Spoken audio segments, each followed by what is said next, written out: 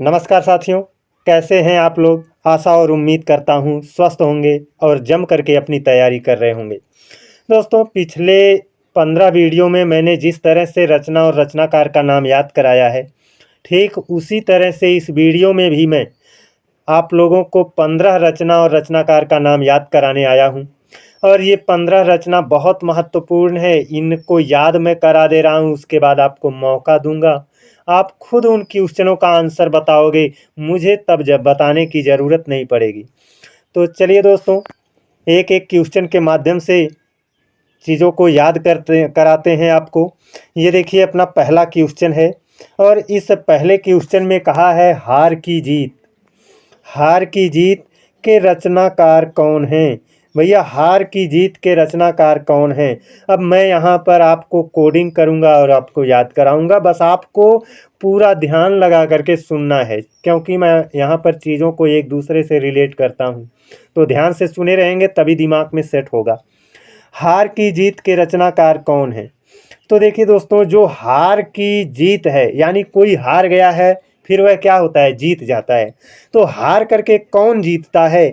तो भैया, मैं आपको बता दूं, हार करके वही जीतता है जो सुदर्शनधारी है ना? जो सुदर्शनधारी है। मैं आपसे ये कह सकता हूँ कि भैया, हार को जीत में बदल कौन सकता है? ये सुदर्शन बदल सकता है। जो आपका विष्णु जी का सुदर्शन है, श्री कृष्ण जी का सुदर्शन है, ये सुदर्शन ही तो हार को जीत में बदलता है। तो सुदर्शन जी इसके क्या हो जाएंगे? रचनाकार हो जाएंगे। याद हो चुका है दोस्तों। बढ़ते हैं अब अपने अगले क्वेश्चन पर। ये देखिए, अपना दूसरा क्वेश्चन है। कह रहा है नील देवी नाटक के रचनाकार कौन हैं? बहुत ही अच्छा क्वेश्चन है और बहुत बार एग्जाम में ट्रेंड हुआ ये क्वेश्चन है। नील देवी नाटक के रचनाकार कौन हैं? जिनको याद है उनके लिए तो कोई दिक्कत नहीं है, जिनको नहीं याद है वो मेरे भाई ध्यान से बात को सुनो। देखिए, नील देवी कहा है तो आप तो जानते हो नील की खेती भी होती है। और नील की खेती आपने कहाँ देखा है? आप इतना रिलेट कर दो भैया, नील की खेती कहाँ होती है? भारत में होती है। नील की खेती कहाँ होती है? भारत में होती है। और ये तो सच बात है, नील की खेती भारत में ही होती है। तो नील की जो खेती है ये भारत में होती है, तो भारतेंदु हरिश्चंद्र इसके क्या होंगे? करेक्ट आंसर होंगे। अब बढ़ते हैं अपने दूसरे तीसरे क्वेश्चन पर। ये देखिए, अपना तीसरा क्वेश्चन है। ये कह रहा है अंधा युग किसकी रचना है? भैया, अंधा युग किसकी रचना है? तो देखिए, यहाँ पर युग की बात हुई है। तो युग की बात आप तो जानते ही हो। युग की बात होती है कहाँ? धर्म में, यानी धार्मिक ग्रंथों में ही युग की बात हुई है। तो धर्म में ही युगों की बात हुई है, धार्मिक ग्रंथों में। तो धर्मवीर भारती यहाँ से क्या हो जाएंगे? आपके आंसर निकल जाएंगे। बढ़ते हैं अब अपने अगले क्वेश्चन पर। और ये अपना अगला क्वेश्चन चारवां क्वेश्चन है। और इसमें कहा गया है बीसल देव रासो। बीसल देव रासो के रचनाकार कौन है? तो भैया, मैं इसको कैसे याद किया हूँ और उसी तरह से आपको भी मैं इसे याद कराऊंगा। तो मैंने ऐसे याद किया है, मैंने बीसल देव रासो में से केवल 20 को पकड़ लिया, है ना? 20 को पकड़ लिया और मैं इसके साथ लगा दिया नर। क्या लगा दिया? नर। नर मीन्स आप जानते ही हो, है ना? नर मादा, है ना? तो नर माने क्या होता है? मेल होता है। तो 20 नर। तो 20 नर जब भी बीसल देव रासो, विजयपाल रासो, है ना, और पृथ्वीराज रासो, ये सभी आ जाते हैं तो मैं यही नर वाला लगाता हूँ, है ना? तो यहाँ पर क्या हो जाएगा? 20 नर हो जाएंगे। तो नरपति नाल इसके क्या हो जाएंगे? आपके करेक्ट आंसर हो जाएंगे। अब बढ़ते हैं अपने अगले क्वेश्चन पर। ये देखिए, अपना पांचवा क्वेश्चन है और इसमें कहा है विजयपाल रासो के रचनाकार कौन है? भैया, विजयपाल रासो के रचनाकार कौन है? तो देखिए, यहाँ पर विजय पताका की बात की गई है, यानी विजय वाली बात की गई है। विजय हुआ या हार हुआ, ऐसी बात की गई है। तो मैंने यहाँ पर थोड़ी सी छोटी सी स्टोरी टाइप का क्रिएट कर दिया है आल्हा उदल को लेकर के, है ना? जो उदल हैं वो युद्ध लड़ कर के आते हैं और आल्हा उनसे पूछते हैं कि विजय हुई? तो उदल कहते हैं न आल्हा, न आल्हा, है ना? न आल्हा मतलब न आल्हा, ना मतलब नहीं हुई, आल्हा मतलब आल्हा, है ना। तो यहाँ पर ऊदल कह रहे हैं न आल्हा, यानी नहीं हुई जीत, है ना, जीत नहीं हुई आल्हा। तो यहाँ पर इनको हम जोड़ देते हैं तो ना पर कोई मात्रा नहीं है, यहाँ पर आ, जब ना में आ से जुड़ेगा तो ना पर आ की मात्रा हो जाएगी, और ये आधा ला और हा हो जाएगा तो नाल बन जाएगा। जिस तरह से आप संधि करते हो उसी तरह मैंने इसको रिलेट कर दिया है। विजय हुई ना आल्हा, ना आल्हा यानी नाल है, नाल सिंह, यही क्या हो जाएंगे, इसके करेक्ट आंसर हो जाएंगे ऑप्शन ए, इसका क्या होगा, सही जवाब होगा।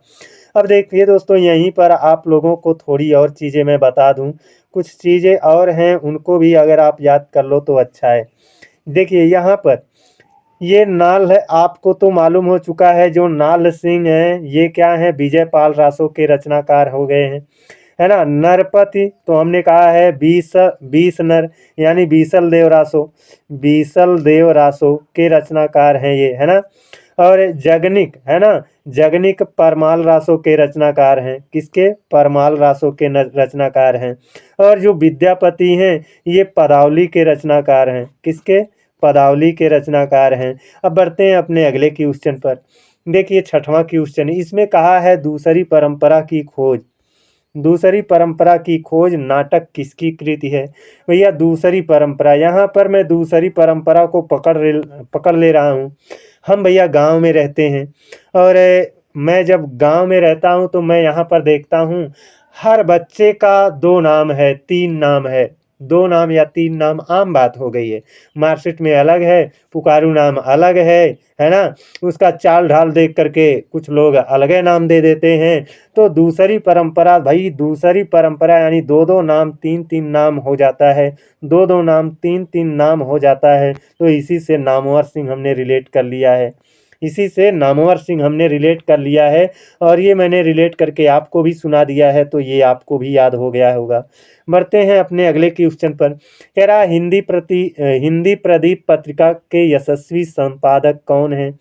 तो देखिए दोस्तों, मैं यहाँ पर रिलेट कर रहा हूँ, है ना। अभी आपको मैं 2 मिनट का समय दूंगा, 2 मिनट में ये 15 क्वेश्चन जो मैं आपको याद करा रहा हूँ ना, ये आपके सामने पुनः लाऊंगा। आप अपने आप इनका आंसर बताओगे, मुझे बताने की ज़रूरत नहीं पड़ेगी। तो हिंदी प्रदीप पत्रिका, देखो हिंदी पत्रिका को पढ़ाना हम सिखाते हैं किसे, हिंदी अगर पत्रिका है तो उसे जब हम प्रदीप को सिखा रहे हैं तो प्रदीप को बचपन में सिखाते हैं ना, बचपन में सिखाते हैं, यानी जब वो बालक था, जब वो क्या था, बालक था, तभी हम ये ऐसे आप रिलेट कर सकते हो कि हिंदी, है ना, हिंदी पत्रिका हिंदी पत्रिका प्रदीप को हम कब सिखाएंगे, बाल्यावस्था में सिखाएंगे ना, कि वो बूढ़ा हो जाएगा तब सिखाएंगे, नहीं, बाल्यावस्था में सिखाएंगे। तो आपका इसी से रिलेट हो गया, बाल कृष्ण भट्ट इसके क्या हो जाएंगे, करेक्ट आंसर हो जाएंगे। तो हिंदी सिखाया जाता है किसको, बालकों को, है ना, बालकों को सिखाया जाता है, बाल कृष्ण भट्ट, इसको हमने रिलेट कर दिया है। ये आपको याद हो चुका है, मुझको भी इसी तरह से याद हुआ है। अब देखते हैं अपना अगला क्वेश्चन। इस अगले क्वेश्चन में कहा है रानी केतकी की कहानी के रचनाकार कौन है। भैया रानी केतकी की कहानी के रचनाकार कौन है, तो याद रख लेना यहाँ पर रानी केतकी ईसा अल्लाह खां, रानी केतकी ईसा अल्लाह खां, है ना। केतकी एक मुस्लिम वर्ड से रिलेट करता है, तो रानी केतकी ईसा अल्लाह खां इसके क्या हो जाएंगे, करेक्ट आंसर हो जाएंगे। अब बढ़ते हैं अपने अगले क्वेश्चन पर, है ना। ये देखिए कह रहा है सरस्वती पत्रिका के यशस्वी संपादक कौन थे। भैया सरस्वती पत्रिका के यशस्वी संपादक का नाम पूछा गया है, तो मैं आपसे पूछ लेता हूँ कि बताइए सरस्वती जी कायर थी या वीर थी, बहादुर थी, क्या थी।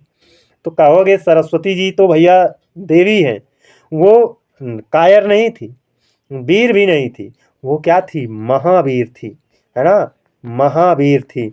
सरस्वती जी क्या थी, महावीर थी, है ना, सरस्वती जी महावीर थी, अर्थात महावीर प्रसाद द्विवेदी क्या हो जाएंगे, इसके करेक्ट आंसर हो जाएंगे। अब बढ़ते हैं अपने अगले क्वेश्चन पर। ये कह रहा है कल्याण किस प्रकार की पत्रिका है। तो भैया यहाँ पर कल्याण किस प्रकार की पत्रिका है, तो देखिए आपके कल्याण की बात कहाँ होती है, राजनीति में होती है, अर्थशास्त्र में होती है यानी आर्थिक में होती है, समाज में होती है, नहीं। आपके कल्याण की बात कहाँ की गई है? धर्म ग्रंथों में की गई है। मनुष्यों के कल्याण की बात कहाँ की गई है? धर्म ग्रंथों में की गई है। तो कल्याण किस प्रकार की पत्रिका है? तो ये एक धार्मिक पत्रिका है, इसको याद कर लो, है ना, याद हो गया होगा आपको। अब बढ़ते हैं अपने अगले क्वेश्चन पर, और देखिए ये अपना अगला क्वेश्चन है, कह रहा प्रताप नारायण मिश्र किस जातीय पत्र के संपादक थे? तो भैया प्रताप नारायण मिश्र नाम से ही पता चल रहा है ये मिश्रा जी हैं, है ना, मिश्र जी हैं। और आप तो जानते हो मिश्र जी लोग यानी मिश्र लोग, मिश्रा लोग, ये सब किस में आते हैं? ब्राह्मण में आते हैं। कहाँ आते हैं? ब्राह्मण में आते हैं। तो ब्राह्मण में आते हैं, तो ब्राह्मण पत्रिका के ये क्या थे? संपादक थे। अब बढ़ते हैं अपने अगले क्वेश्चन पर, है ना। ये देखिए अपना अगला क्वेश्चन है 12वां, और इसमें कहा है प्रेमचंद्र के किस उपन्यास में कृषक जीवन की समस्याएं हैं?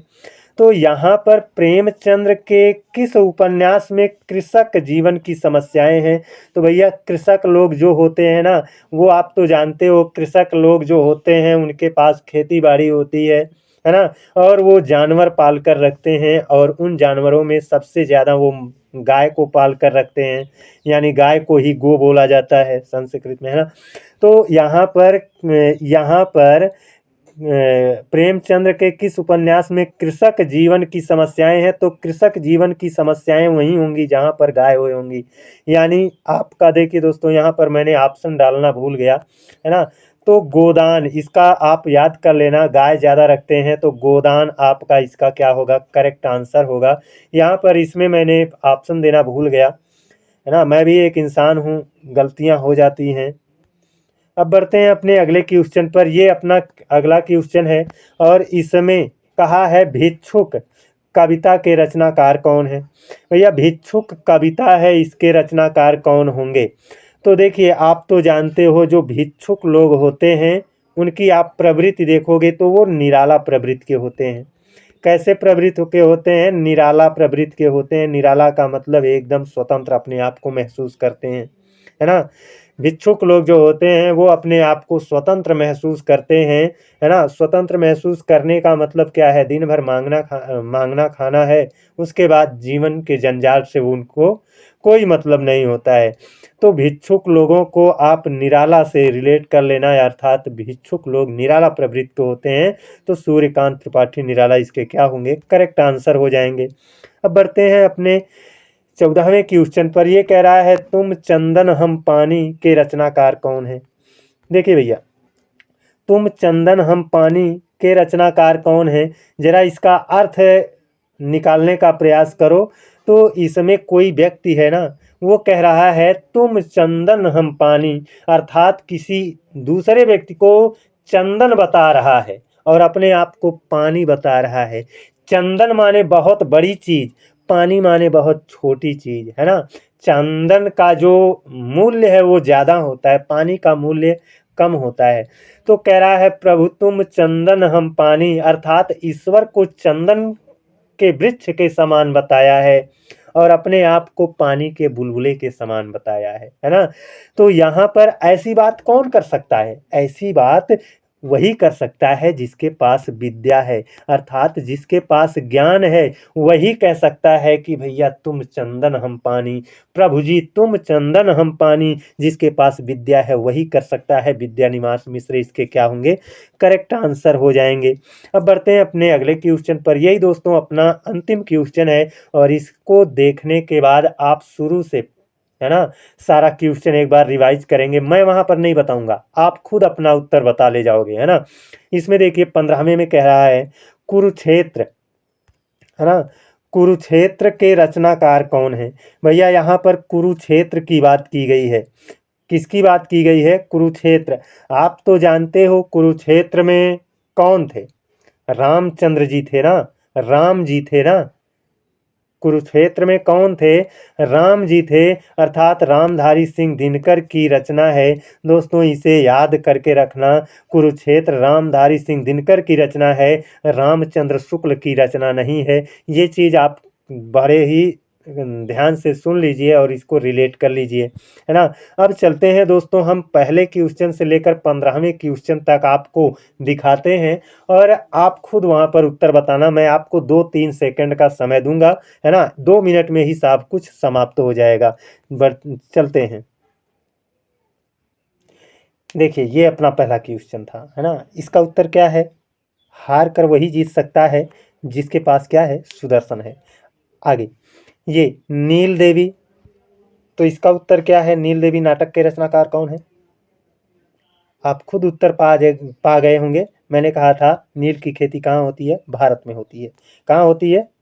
भारत में होती है। तो इसका उत्तर क्या हो गया था? भारतेंदु हरिश्चंद्र, है ना। इसमें क्या था? अंधा युग, क्या है इसका उत्तर? तो मैंने कहा था युग की बात कहाँ की गई है? धर्मों में की गई है ना। अगला क्या था?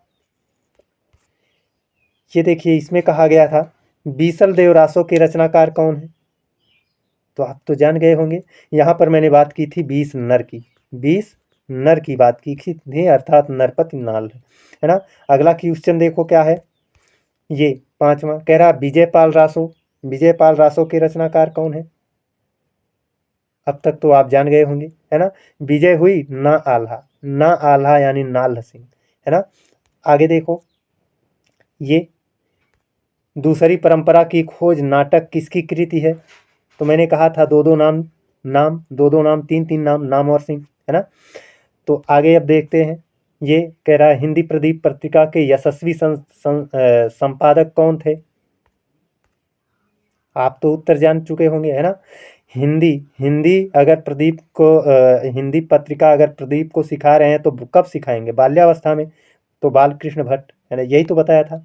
आगे है रानी केतकी की कहानी के रचनाकार कौन है? तो मैंने इसको क्या बोला था? रानी केतकी की कहानी के रचनाकार, है ना। तो रानी केतकी ईसा अल्लाह खां, है ना, ईसा अल्लाह खां। अब ये सरस्वती पत्रिका के यशस्वी संपादक कौन है? तो मैंने कहा था सरस्वती जी, है ना। आप उत्तर पहुंच गए होंगे, महावीर थी। सरस्वती जी क्या थी? महावीर थी। कल्याण किस प्रकार की पत्रिका है? तो कल्याण, है ना। तो मैंने कहा था कल्याण की बात कहाँ की गई है? धर्मों में की गई है ना। आगे देखते हैं, प्रताप नारायण मिश्र किस जातीय पत्र के संपादक थे? तो मैंने कहा था मिश्र को पकड़ लेना, और मिश्रा जी लोग क्या होते हैं? ब्राह्मण ही तो होते हैं। तो आपका यही उत्तर था। प्रेमचंद्र के किस उपन्यास में कृषक जीवन की समस्याएं हैं? तो इसका उत्तर क्या है? तो मैंने कहा था कृषक कृषक जो कृषक होते हैं वो क्या रखते हैं? गाय रखते हैं, है ना, गाय रखते हैं। तो गोदान याद रखना, गोदान, है ना। बढ़ते हैं अपने अगले क्वेश्चन पर। ये देखिए, भिक्षुक के रचनाकार कौन है? मैंने कहा था भिक्षुक लोग जो होते हैं भैया वो बड़े ही निराला प्रवृत्ति के होते हैं। तो निराला जी हो जाएंगे, है ना। आगे, तुम चंदन हम पानी, ऐसी बात कौन करेगा? जिसके पास विद्या होगी, जिसके पास क्या होगी? जिसके पास विद्या होगी। तो दोस्तों, कैसा रहा हमारा यह वीडियो? आप लोग कमेंट करके ज़रूर बताइएगा और अपने मित्रों में शेयर कर दीजिएगा। आज के लिए बस इतना ही। जय हिंद।